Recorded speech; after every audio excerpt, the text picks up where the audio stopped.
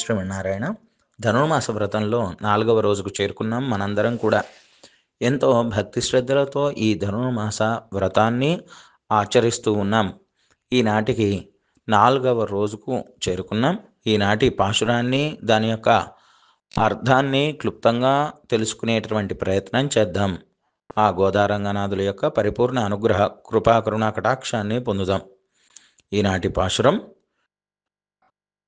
ஆழிமலை கண்ணா ஒன்று நீ கைகரவேல் ஆழியுள் புக்கு முகுந்து கொடுஆர் தேரே ஊழி முதல்வனுருவம்போல் மேய் கருத்து பாடியந்தோளுடை பற்பனாபன் கையில் ஆழி போல் மின்னி வளம்புரி போல் நின்று திரிந்து தாழாதே ஷார்கமுதைத்த சரமணரை போல் வாழு உலகனில் பெய்திடாய் நாங்களும் மார்கழி நீராட மகிழ்ந்து ఏలోరెంబావాయ్.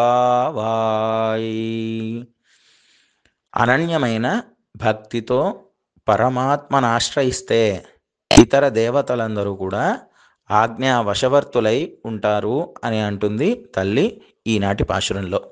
ఓ పర్జన్యదేవ అంటూ మేఘుణ్ణి ఆహ్వానించింది. ఓ గంభీర స్వభావ, లోకానికి జలమునందించే దేవుడివి కదా నీవు. జలాలనివ్వడంలో ఏమాత్రం నీవు సంకోచింపకుచుమా.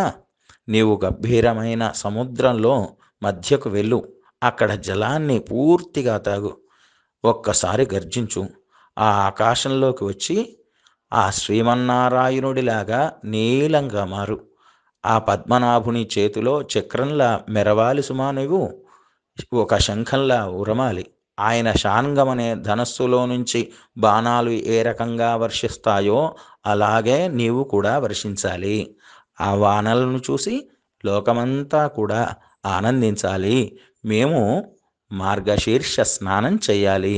అలా మేము ఈ వ్రతంలో మాకు నీవు సహకరించాలి అంటుంది ఈనాటి పాశురంలో ఆ గోదమ్మ తల్లి.